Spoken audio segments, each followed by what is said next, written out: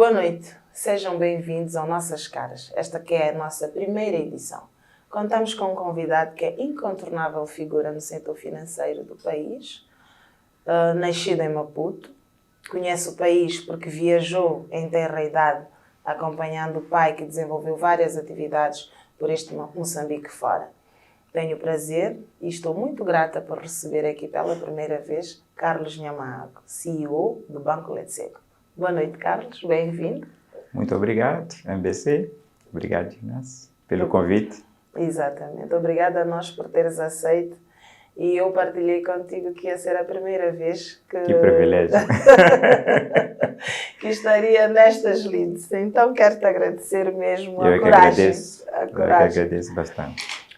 Começamos então por saber quem é o Carlos. Assim, se eu te pedisse para apresentar-te, como é que te apresentavas depois desta pequena introdução que eu fiz? Em quantas páginas? 2, 3? Em 3, 4. Carlos o palco é seu. Carlos Nhamago, casado, pai de 3 meninos, dois meninos e uma menina. Carlos Nhamago vive em Maputo, teve a sua infância, nasci cá em Maputo, e os meus pais depois... meu pai foi transferido em comissão de serviço para Inhambane, onde ficamos lá por mais ou menos 6 anos. E depois teve uma outra transferência para Zambésia, onde ficamos 8 anos. E de lá voltamos para Inhambane. Fiz praticamente o meu ensino primário nessas 2 províncias e abracei o ensino técnico em Inhambane, onde fiz contabilidade. E a partir daí gostei muito da paixão pelos números, fiz contabilidade, vim para aqui para Maputo 3 anos depois, para vir fazer estudo comercial, onde fiz no Instituto Comercial de Maputo. E rapidamente, para continuar os estudos, naquela altura já era necessário ter algum emprego para poder sustentar, porque os meus pais continuam em Inhambane e eu estava aqui praticamente sozinho. E, por conta disso, abracei o primeiro emprego em 2001. Primeiro foi um emprego como um part-time, dava cursos intensivos de contabilidade 3 meses, numa pequena organização.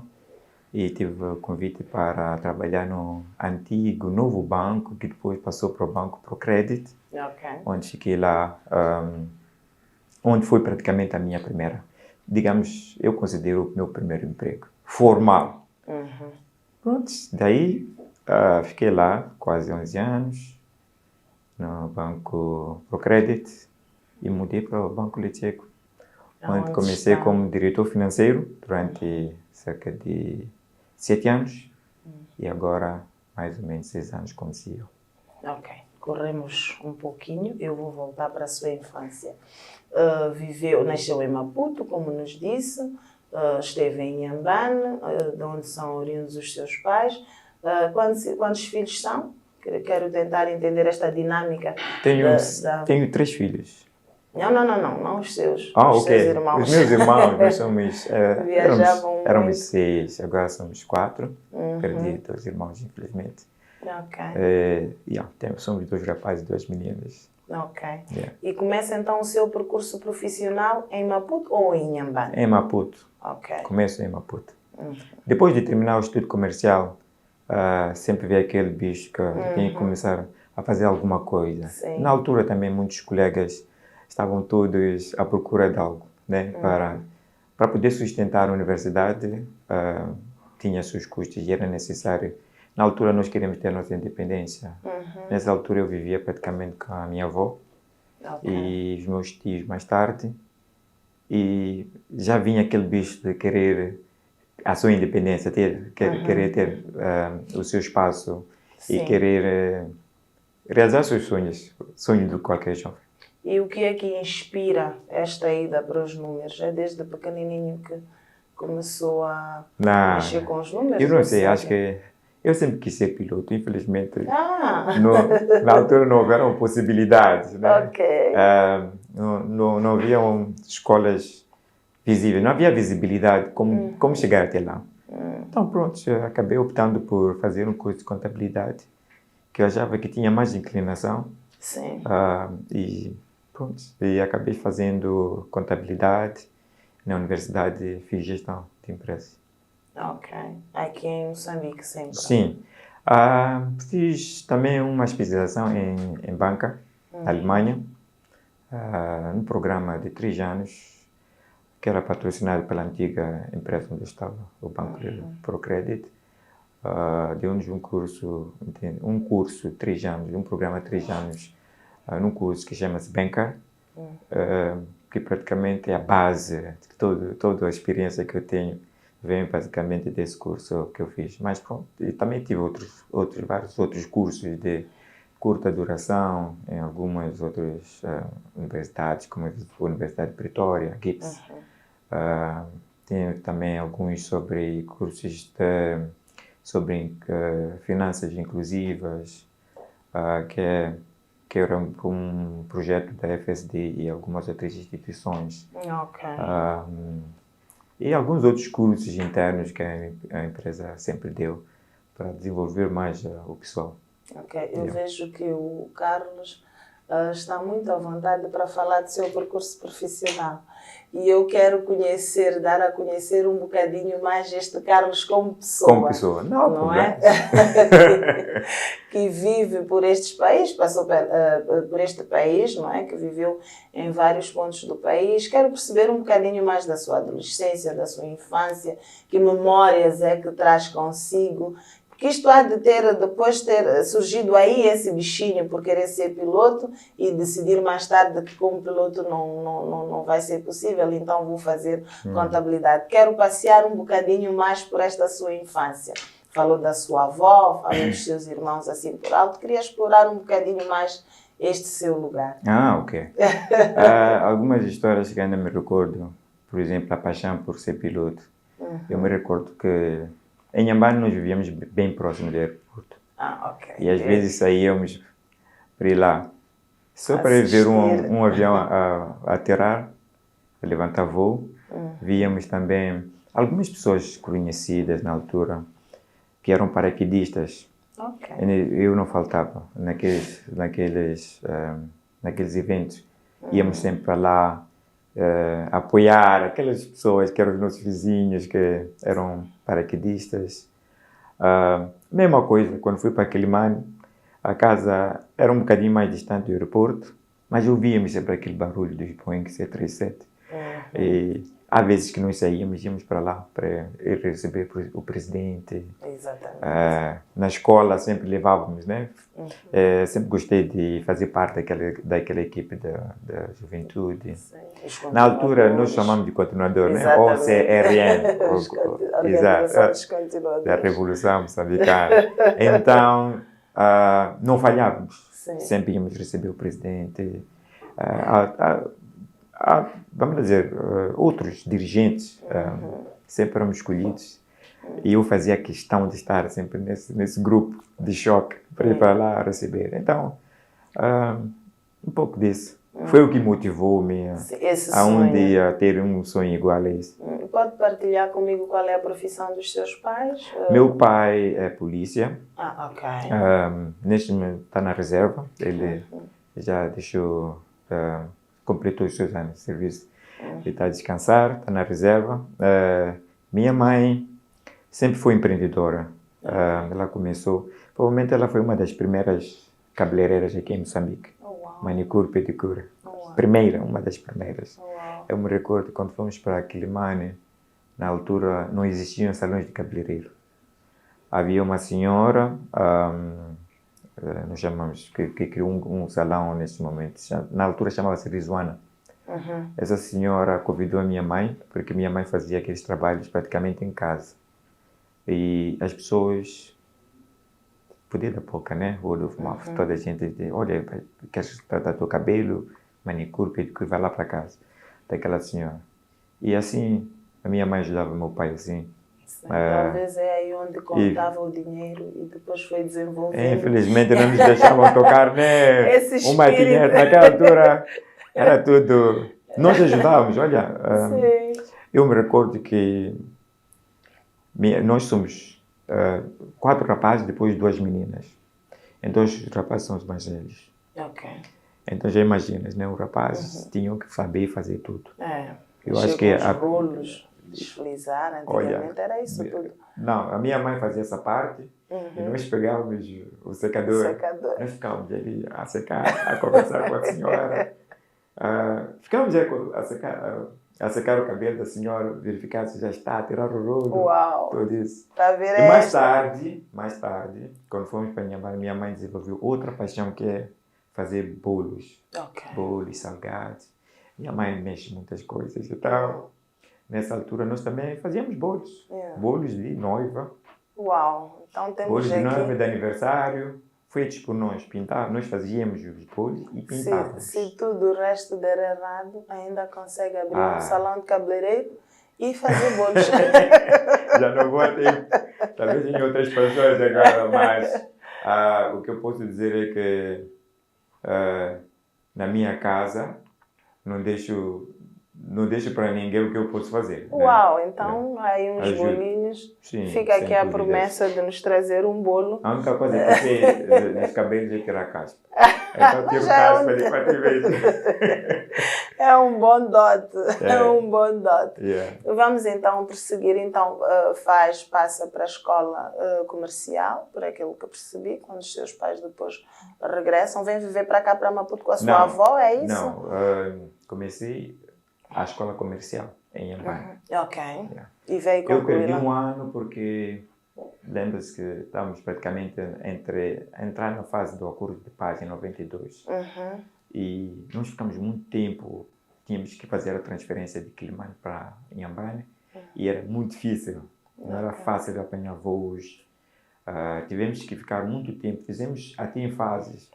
O que hoje nós fazemos talvez em um dia, às vezes fazemos em um dia. Nós naquela altura tínhamos que saímos de Quilimane, fomos ficar na Beira. Acho que ficamos lá uns 2, 3 meses. Uau. Depois saímos da Beira, apanhamos uma outra avioneta, fomos para Inhambane. Eu, os meus irmãos e minha mãe. Meu pai continuou lá, porque meu pai tinha que voltar com toda aquela mobília que nós tínhamos. Sim. Então, meu pai teve que seguir via marítima. Naquela altura, sabes como era complicado. Tinhas que agendar muito tempo. Então, quando conseguimos... Eu já tinha iniciado minha escola comercial em Quilimane. Ok. Consegui em Inhambane, chegamos mais tarde, quase no final do ano. Fui lá para um processo de adaptação, praticamente. Continuei a ir à escola, mas em adaptação. Para continuar o ano de zero. Então, em 93, voltei a fazer a escola comercial de zero. Fiz os 3 anos em Inhambane. E naquela altura tinha que se concorrer, né? Não era fácil encontrar uma escola. Instituto Comercial só existia, acho que aqui, talvez só em Maputo, Beira e Nampula. Eram 3 pontos. E pronto, eu concorri para aqui, para Maputo. Graças a Deus consegui passar e continuei cá. Muito bem. Obrigada, Carlos. Estamos aqui a fazer um passeio ainda na sua fase de infância, juventude e formação. Vamos passar agora aqui para o nosso primeiro intervalo. Fique aí conosco, voltamos já. Obrigada. Vem aí.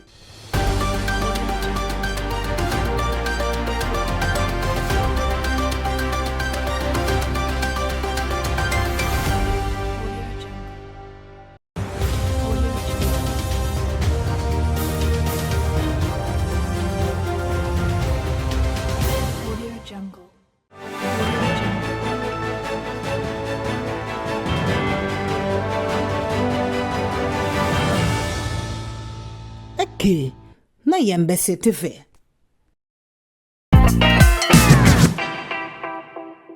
Muito bem, estamos de volta. Continuamos aqui a conversa com o Carlos Nhamaango. Eu tenho esta coisa de dizer Nhamaango. Peço que perdoes. Carlos Nhamaango é o nosso convidado hoje. Queria aproveitar, retomar, pegando aqui num ponto.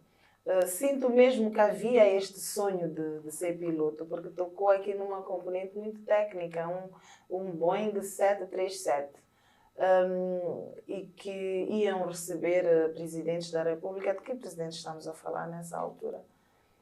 Bom, eu acho que já recebi 2 presidentes Uau. durante a minha infância. Presidente Samora, Muito bem. Presidente Samora já recebi por conta da Em OCRN Inhambane. em Inhambane. Uhum. E depois, em Inhambane, foi presidente Samora e em Quelimane foi presidente Chissano. Não, ok. Então perdemos um piloto. Perdemos um piloto, mas ganhamos. Ganhamos. Eu acho que às vezes os sonhos, Ganhamos. eu espero, me digo sempre aos meus filhos,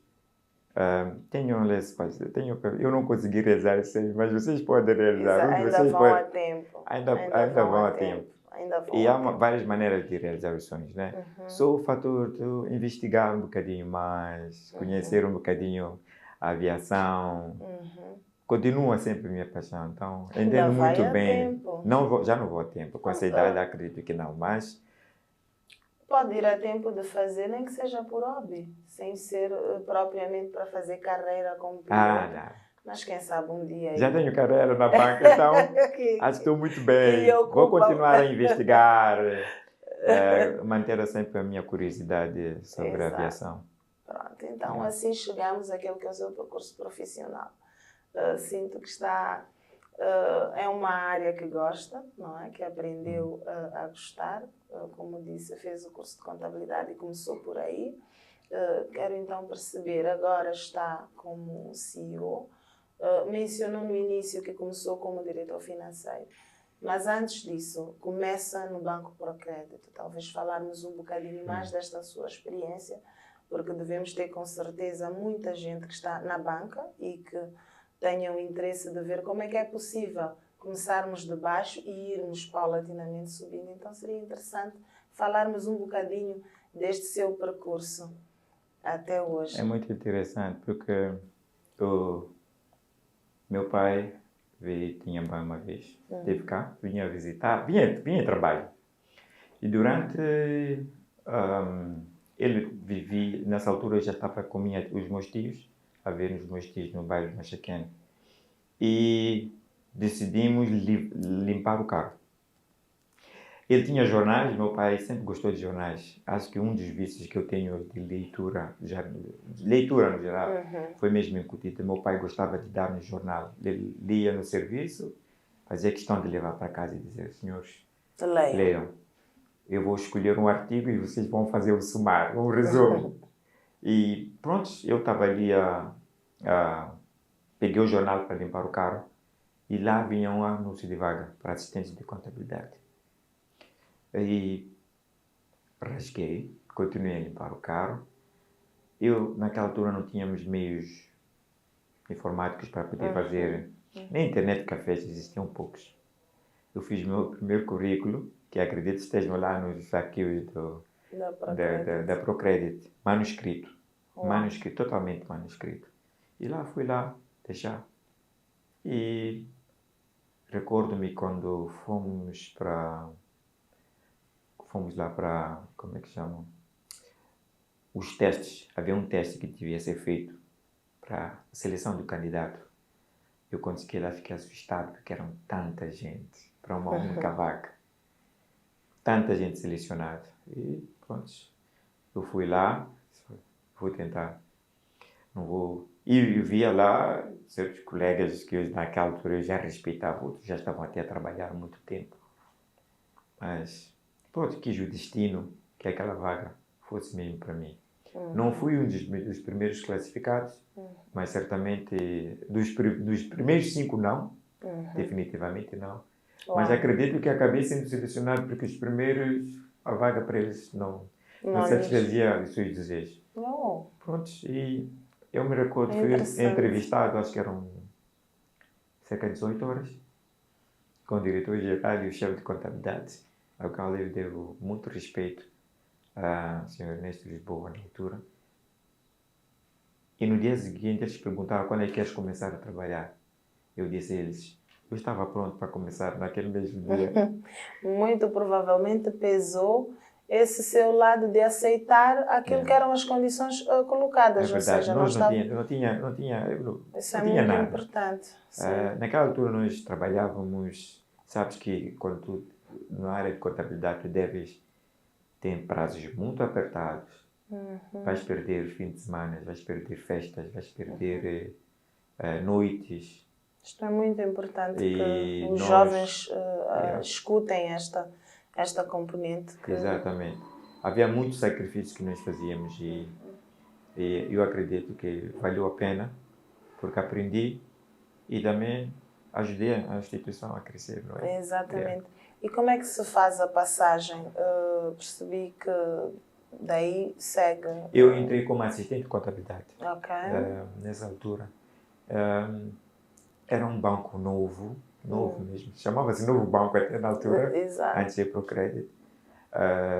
Era muito novo, havia várias oportunidades de crescer, porque à medida que o banco ia crescendo, havia Ia mais muito necessidade de crescendo. criar novos departamentos, novos departamentos, novas tarefas, e era necessário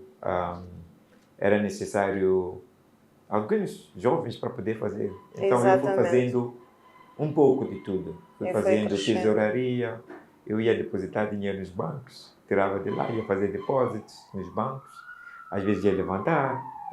Não eram tarefas permanentes, a minha função permanente era essa mesmo, era de assistente de contabilidade. Mas fui fazendo um pouco dessas tarefas. Fiz gestão de risco, fiz tesouraria, fiz reporting. E tudo isto foi valendo, Para consolidar exatamente. uma carreira. E como é que se procede a passagem para esta instituição onde agora é o Ok, eu CEO? na ProCredit eu já exerci as funções desde assistente de contabilidade até diretor financeiro. Então eu já tinha experiência de direção financeira de um banco comercial nessa altura. Mas também tive a oportunidade de trabalhar como gerente regional, centro e depois mais tarde norte. Isso valeu mais aquela exposição comercial em frente aos clientes, fora dos números que eu estava sempre habituado a fazer. Então eu penso que essas duas, consolidando essas duas tarefas, a parte de clientes, que é praticamente a máquina de fazer as receitas do banco, e a parte numérica, reporting, gestão de risco, trouxe essa experiência que eu levei para o Litseco. Em 2011, o Litseco estava à procura de um diretor financeiro e eu fui abordado, não concorri, fui abordado para lá e pronto, passei aos testes e passei como diretor financeiro em 2011. Fiquei lá como diretor financeiro até 31 de março de 2018. Como diretor financeiro. Quando cheguei lá, o banco também estava a surgir, praticamente só tinham cerca de 8 meses. Então, praticamente comecei desde Era o mais princípio. um bebê. As primeiras contas do banco foram feitas enquanto eu já estava lá. E pronto, durante esse tempo, na altura eu era responsável por operações, recursos humanos, reporting, não só a parte financeira, contabilidade, aprovações de crédito, um pouco. Estava tudo acoplado numa única direção. Antes de começarmos a crescer, hoje o banco tem direções. Naquela altura só tinha 2 direções, financeira e comercial. E em 2018, desculpa cortar, em 2018, olhando para hoje, ainda contou ali com 2 anos, 3 da Covid, que deve ter tido aí algum impacto no vosso crescimento, penso eu. Sem dúvidas. A fase de Covid foi uma fase muito desafiadora para todos nós.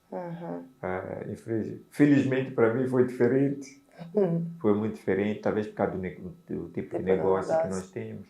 E também tens que ver que em Moçambique nós sempre tivemos parcial lockdown. Diferente dos outros países forte, em que havia full lockdown. E nós víamos que as pessoas movimentavam-se facilmente. Então. Penso que muitos funcionários públicos naquela altura aproveitaram aquela oportunidade para continuar, para fazer muitos negócios, novos negócios, fazer as suas casas. Por isso, como instituição, nós não sentimos o efeito do Covid. Pelo contrário, até foi um dos melhores anos que nós tivemos. Uau, já viu? Já me esclareceu, porque eu pensava que tinha sido muito um período um pouco mais desafiador. Foi desafiador porque, nessa altura, nós tínhamos que estar preparados para o pior. E o que é pior seria fazer um full lockdown. Como é que nós devemos servir os nossos clientes? Eu me recordo que em 24, 48 horas nós chegávamos a implementar coisas que hoje, na altura, provavelmente antes, não pensávamos que devemos fazer Que seria em possível. muito curto espaço de tempo. Porque era preciso garantir que os clientes tivessem a possibilidade de transacionar. Como é que havemos de forma transacionar em rápida. casa? Nós não tínhamos mobile banking, não tínhamos quase nada. E os clientes tinham que transacionar. Então, aquela dinâmica de todas as instituições em querer garantir o confinamento ajudou-nos a acelerar certos processos. Muito Nós bom. criamos WhatsApp, criamos USSD, webforms, para os clientes a partir de casa poderem transacionar. O call center teve que ser reestruturado para garantir tudo isso. Antes nós não faríamos isso em 2, 3 ou uma semana. Ok. Mas conseguimos por causa da circunstância que nós estávamos, muita pressão, e era necessário. Ok. Nós vamos ter que ir agora para intervalo, mas eu quero vincar aqui isto que disse. Apesar de não ter sido um período negro, mas foi exatamente essa dificuldade que preparou a sua equipa e os colaboradores para terem um tempo de resposta muito mais rápido para aquilo que seriam os aparentes e as aparentes necessidades dos vossos clientes. Nas crises existem sempre grandes oportunidades. Exatamente, e foi muito bem aproveitada por aquilo que eu percebi. Vamos então ao intervalo. Continue aí. Vamos continuar a conversar com Carlos Nhamango neste momento que está a ser muito agradável. Obrigada e até já. Vem aí.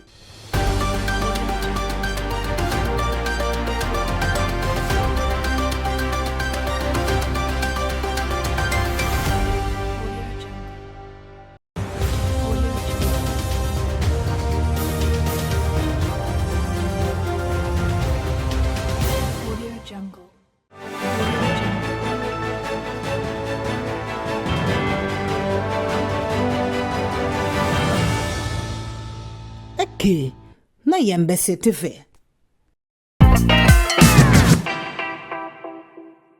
Estamos de volta e obrigada por ter ficado aí à nossa espera. Continuamos a conversar com o Carlos Nhamango e vamos retomar exatamente por onde terminamos, que é esta componente de saber aproveitar os desafios e fazer deles tirar dos momentos aparentemente negativos ou difíceis, tirarmos dali algo de bom. E por aquilo que descreveu antes de irmos para o intervalo, percebi que foi de facto ali um drive para a sua equipa poder desenvolver outros skills, outras capacidades de reagir mais em tempo recorde. Podemos continuar por aí. Passado esta aceleração que tiveram que ter com a Covid, como é que se posiciona o banco hoje? Como é que estamos em termos de banco?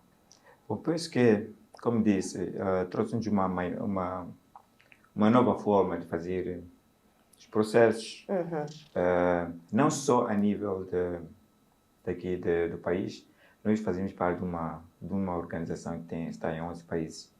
E havia uma necessidade de nos adaptarmos em todas as outras subsidiárias. Okay? Sermos mais ágeis e até introduzimos vamos dizer, no nosso conceito de fazer os nossos projetos, agilidade. Tivemos até um curso específico sobre agilidade, como chegar ao mercado, como resolver os problemas dos clientes em muito pouco espaço de tempo. E não tentar chegar, sempre pensamos que teríamos que criar uma perfeição para chegar ao mercado. Não é necessário. Aprendemos que era necessário começar de algum sítio. E vamos aperfeiçoando ao longo do tempo. E a agilidade ajudou-nos bastante a nos adaptarmos para que tudo quanto nós estamos a fazer hoje. Em muito pouco espaço de tempo, posso dizer, nos últimos, vamos dizer, 3 anos, certo? Nós conseguimos implementar muitas soluções. Nós éramos um banco mais centrado em concessão de créditos para funcionários públicos. Mas em pouco tempo começamos a dar créditos para funcionários de empresas privadas,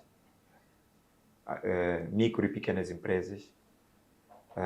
Criamos o nosso cartão de débito, criamos o nosso USSD, estamos ligados na rede nacional de Simo com o cartão Mastercard. Temos o nosso Internet Banking, temos um call center 24/7, temos um call center para vendas e para cobranças de dívida e temos um call center disponível para o cliente. Estamos mais próximos dos nossos clientes. Ou seja, estão já quase que não estão só virados para o funcionário público, já estão a operar como um banco comercial com por excelência. Exatamente. Okay. Os produtos de crédito que nós temos é para funcionários públicos, privados e micro e pequenas empresas. Muito bem, muito bem. Então, penso que estamos a tentar identificar um nicho de mercado e é esse nicho que nós estamos a segurar. Desculpa, como é que tem enfrentado, eu não gosto muito de usar a palavra enfrentar, como é que tem absorvido esta nova dinâmica, as alterações, falou agora do Simo, estas mudanças todas que nós leigos, que não dominamos esta área do setor financeiro, vemos que legislação nova, como é que o banco se tem estado a adaptar a estas novas exigências emanadas pelo Banco Central? Bom, isso é o pão nosso cada dia. Então, nós temos um departamento de compliance que está sempre atento a novas legislações, fazemos uma espécie de um gap análise para verificar qual é o impacto para a instituição. Imediatamente vemos quanto tempo deve ser, temos que estar em conformidade. E com a ajuda do próprio departamento de compliance, ajuda-nos a monitorar o progresso da nossa implementação. Há novas legislações que impõem um maior rigor, maior responsabilidade a nível do Conselho de Administração, bem como a nível de cada indivíduo. Que diz exemplos como branqueamento de capitais, financiamento de terrorismo. Exatamente. São áreas que está-se a apertar muito em termos de controle muito atento nestas áreas. A essas questões, reclamações de clientes. Posso dizer que estamos até prova o contrário, né? Temos que esperar o regulador para lá vir e dizer qual é a sua observação. E temos um regulador que trabalha em estrita coordenação com o banco no sentido de identificar lacunas e juntos podermos, vamos dizer, melhorar. Temos um prazo, sempre nos dá um tempo para podermos estar em compliance naqueles aspectos que não estamos em conformidade. O que é que o Carlos entende que foi a sua entrada para o banco? Como é que isto impulsionou? Como é que vê a sua atuação? Como é que estava o banco antes? Como é que está o banco hoje? Porque eu preciso de lhe colocar no banco. Então... como CEO ou como quando entrou como diretor financeiro e agora como CEO há de conseguir me dizer aquilo que tem sido o seu cunho pessoal, por assim dizer, não é? Carlos, acho que é uma das pessoas que gosta de superar sempre as suas metas. E posso lhe dizer, o ano passado foi o melhor ano de sempre do banco. E foi o melhor ano a nível do grupo. Nós normalmente posicionávamos a nível número 3, a nível do grupo. Depois de Botsuana e Namíbia. Mas Moçambique foi número 1 em 2023. E no setor financeiro, acredito que também, se for já ver as pesquisas do setor bancário, vais ver que dos 20 e tal bancos ou instituições financeiras, o banco tem estado em número 4, 5. Muito até à frente de alguns grandes bancos. Eu acho que esse é o termômetro para medir Sim. o meu desempenho, né? E eu gosto muito de dizer, até há bem pouco tempo, era dos poucos moçambicanos a figurar como CEO de um banco. Aqui eu estou enganada. Se não o único. Não, de um banco comercial. De um banco comercial, não é? Acho que tem havido não muitos... sei muito bem qual é a nacionalidade do CEO do Mozabanco, mas se não for moçambicano, acho que eu sou o único. Sim. Yeah. Agora creio que temos o Moisés Jorge por aí. Moisés Jorge não é CEO do banco, é PCA. Ah, ok. Tá. Exato. PCA já existe, quase todos são moçambicanos. Mas administrador Sim. delegado de um banco, penso que comercial. Sim. Sim.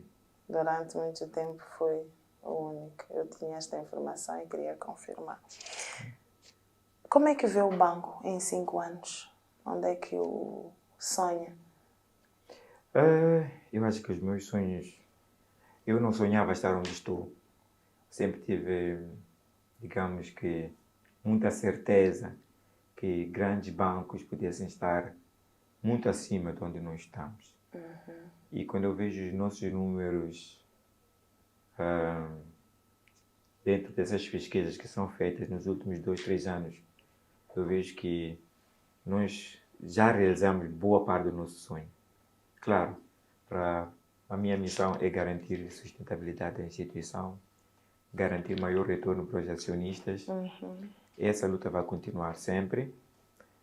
Superar as metas que nós já fizemos nos anos anteriores, criar novas dinâmicas no mercado, novos produtos para diferentes tipos de alvos. Hoje em dia falamos de inclusão financeira, é preciso começar a ver que tipo de produtos nós vamos lá pedir. Eu gostaria de ser um dia conhecido como alguém que realmente ajudou os moçambicanos, alguém que criou produtos diferenciados para aquela população. 66% da nossa população vive em zonas rurais.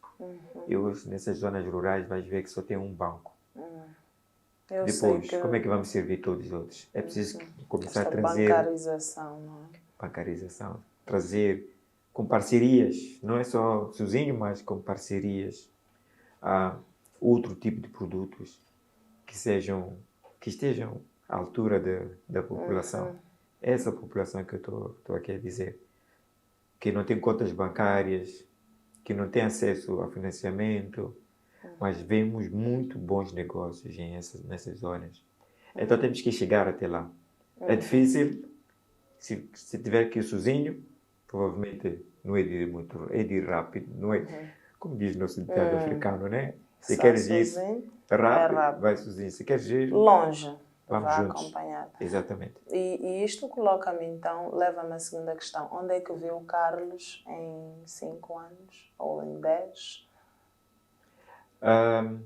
Eu diria que em 5 anos provavelmente continua na mesma posição. Muito bem. Em 10 anos, talvez vou abraçar o empreendedorismo, quem sabe? Ainda é muito jovem, não é daquilo que... Acho que estou há 13 anos da reforma, hein? 13 anos. Ainda falta. Falta, então, né? Em 10 anos ainda estará por aqui a ditar aquilo que Então, são... 5 mais 8, vamos ver. O que é que vai ser? Muito bem. Dando continuidade, eu gostaria de abordar questões, por exemplo, como responsabilidade social. O que é que o banco tem feito? Falou há bocado, não é responsabilidade social, mas também é um pouco ter esta noção da bancarização rural, por exemplo. Em termos de responsabilidade social, vocês o que é que, como banco, tem desenvolvido? O Carlos como pessoa? Bom, minha paixão é não dar montantes grandes para uma só causa, mas talvez repartir aquilo por várias causas pequenas e ter lá um pouco do nosso nome. Posso dizer que, como Carlos, como CEO, já apoiei muitas iniciativas. Eu sou testemunha. Algumas iniciativas no âmbito social, como... É verdade, já trabalhamos numa juntos. Exatamente, exatamente. Mas nós apoiamos alguns orfanatos. Não precisamos de muito. Alguns orfanatos, já apoiamos alguns orfanatos, lar de idosos, já apoiamos alguns músicos a lançar uma música, já apoiamos alguns artistas comprando as suas artes, decorando nossa sede com obras de alguns artistas nacionais. Já apoiamos em situações como dos ciclones. Um dos ciclones foi lá na Zambésia, outro foi aqui em Uidai. Aqui também na Manissa também já tivemos as cheias. Das cheias, já apoiamos com materiais de construção. Há uma coisa que provavelmente muita gente não sabe e não fizemos muita publicidade, porque o mais importante é o resultado.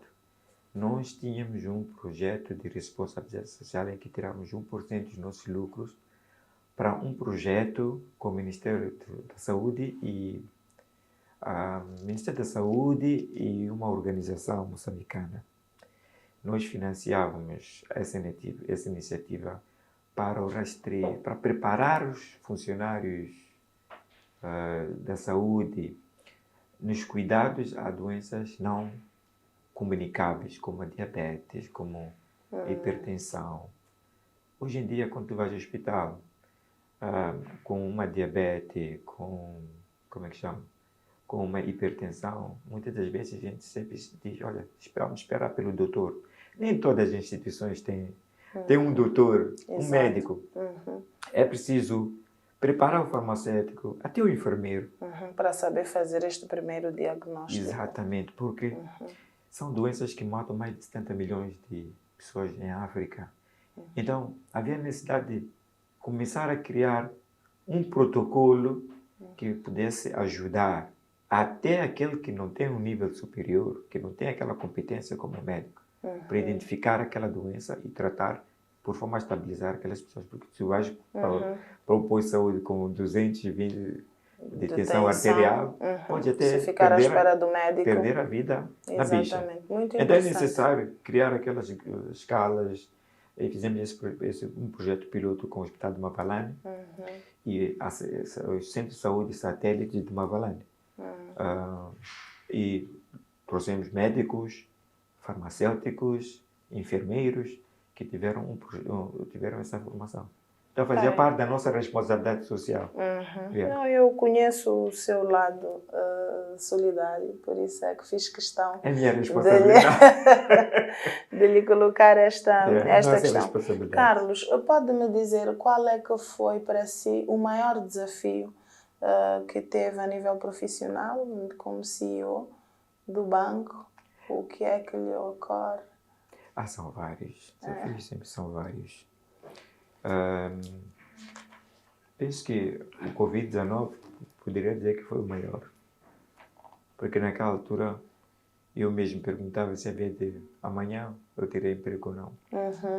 Né? Nós não sabíamos as incertezas, o que é que vai acontecer amanhã. Eu me recordo que fazíamos meetings quase todos os dias para fazer o assessment de toda a situação. Era muito estressante, muito estressante. Nós não sabíamos. A incerteza, como disse, nós não sabíamos se o presidente havia de anunciar um full lockdown. E como é que nós faríamos? Como é que eu sentado em reagiria? casa, como é que havia de gerir um banco? Exato. Nunca estive preparado para tal. Então penso que esse foi o maior desafio que eu tive. Muito bem. Eu agora vou lhe colocar algumas questões e vamos fazer aqui um momento mais dinâmico, mais descontraído. Carlos, expansão ou consolidação? Consolidação. Fintech é uma ameaça ou é um... É o novo normal. É o novo normal. Inteligência artificial ou blockchain? As duas. Digitalização é um desafio ou uma oportunidade? Uma mega oportunidade. KPI, o mais importante. O mais importante? Servir o cliente. Muito bem. Reduzir custos ou aumentar a receita? Aumentar a receita. Sustentabilidade é uma obrigação ou uma vantagem competitiva? É uma obrigação. Um livro. As 4 regras de execução. Uau, vou procurar. Um mentor que eu tenha marcado. Elísio Langa, secretário-geral da Associação Moçambicana de Bancos. Sim, foi um grande mentor. E até hoje Continua eu continuo a que está no consultar. seu speed dial. Sem dúvidas. Ok. Um conselho para as gerações que queiram seguir os seus passos, para os jovens que queiram seguir os seus passos. Determinação. Eu acho que os jovens devem saber esperar. Bolo como 6 fatias. Saber esperar. Vou cobrar o nosso bolo. Saber esperar, ter aquele espírito de trabalho. Não procurar emprego, mas sim procurar trabalho. Saber esperar, ter muita paciência e aprender todos os dias. Partilhar o seu conhecimento. Penso que quem conseguir conjugar todos esses com simplicidade, foco e determinação, prontos. Está no bom Eu acho caminho. que tem tudo para caminhar bem. E agora, para terminarmos, Carlos, para quem quer mandar beijinhos? Em primeiro lugar, gostaria de mandar beijinhos para a minha família, que provavelmente estão a assistir o programa, e também para todos os colaboradores que acredito que são a fundação do Carlos. Sem eles, eu acho que não estaria aqui.